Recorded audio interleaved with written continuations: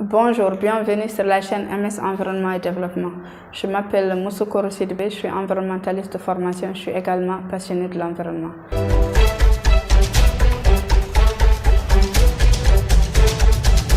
Alors aujourd'hui, nous allons continuer sur les domaines de l'environnement dont on était en train de discuter dans les vidéos passées. Alors nous parlerons de l'économie circulaire et du commerce équitable. L'économie circulaire, c'est une économie qui fonctionne en boucle, c'est-à-dire tout ce qui est utilisé comme produit ou service est réutilisé afin qu'il ne soit pas jeté pour qu'on n'ait pas plus de déchets. C'est ça l'objectif de l'économie circulaire. Et c'est une économie aussi qui est là pour changer la logique de l'économie linéaire qu'on connaît. Et l'économie linéaire, c'est quoi un peu sa logique? Sa logique, c'est d'extraire les matières premières ou bien les ressources non renouvelables, les utiliser, par exemple fabriquer et consommer et puis jeter. Ce qui fait qu'on aura toujours des déchets qui vont être produits dans le monde.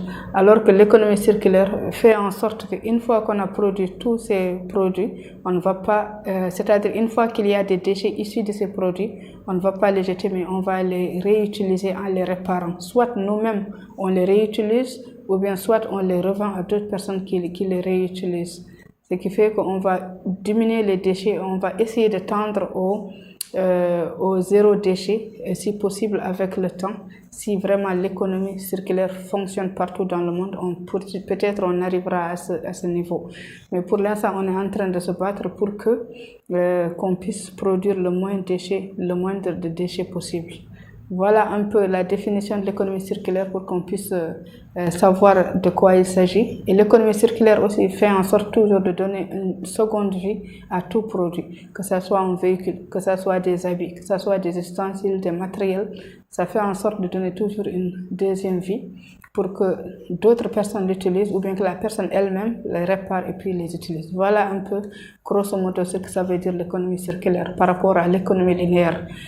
L'économie circulaire également, il a beaucoup de piliers, il a 7 piliers. Donc parmi les piliers, on va juste en citer quelques-uns. Il y a l'éco-conception, il y a le recyclage, il y a l'allongement de durée d'utilisation d'un produit par la réutilisation et la réparation. Il y a aussi la consommation responsable, entre autres.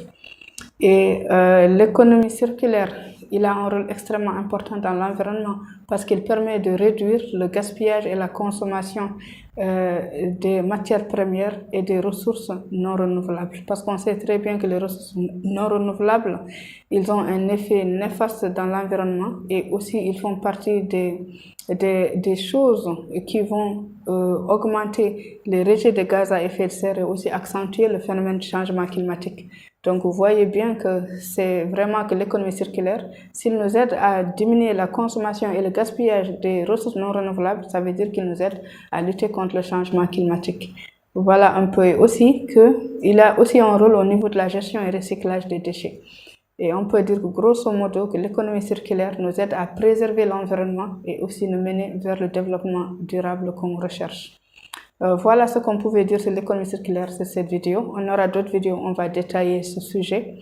Mais pour l'instant, on va aller au second domaine de cette vidéo, c'est le commerce équitable. Le commerce équitable, c'est un commerce qui est alternatif au commerce traditionnel qu'on connaît déjà.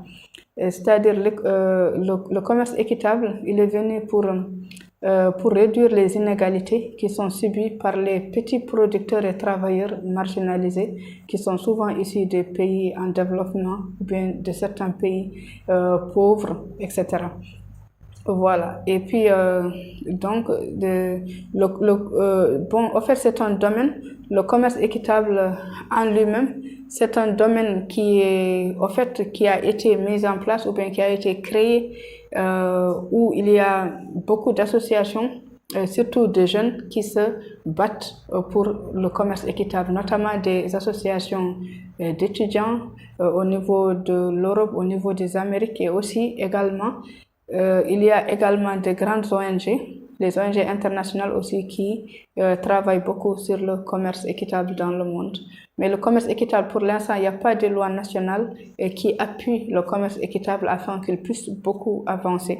C'est pour cela qu'il y a beaucoup de promotions donc autour du commerce équitable dans le monde afin que ce domaine puisse évoluer, qu'il puisse vraiment opérer dans la sphère commerciale dans le monde pour réduire les inégalités qui sont subies par les petits producteurs et travailleurs marginalisés, etc. Vous voyez, donc c'est un peu ça, le commerce équitable. Et le commerce équitable, il a 10 normes. Et parmi les normes, on a l'environnement. D'accord, donc déjà comme c'est un domaine qui est un peu environnemental, donc il y a donc parmi les normes on a l'environnement, on a le travail des enfants, il y a un regard sur le travail des enfants, c'est-à-dire que par exemple tout enfant qui travaille avec ses producteurs, ça ne doit pas par exemple empêcher cet enfant-là de partir à l'école, et aussi ça ne doit pas être un travail qui est trop lourd pour l'enfant ou bien qui va lui causer des problèmes de santé, etc. Et aussi, il y a une autre norme qui est liée à la transparence et à la responsabilité. Il y a aussi une autre norme qui est liée donc à l'égalité des sexes, le genre. Donc tout ceci, ce sont des normes qui ont vraiment permis donc de travailler ce domaine qui est le commerce équitable dans le monde. Donc grosso modo, on peut dire que c'est un domaine qui aide pour le bien-être éthique, social et environnemental des petits producteurs et travailleurs marginalisés dans le monde. Voilà un peu ce qu'on pouvait dire sur ces deux domaines, en tout cas sur cette vidéo. Et je vous remercie d'avoir suivi la vidéo jusqu'ici. Abonnez-vous à la chaîne, de 1 pour voir les prochaines vidéos que je vais mettre, de 2 pour aider à l'évolution de la chaîne. Je vous remercie et je vous dis à très bientôt.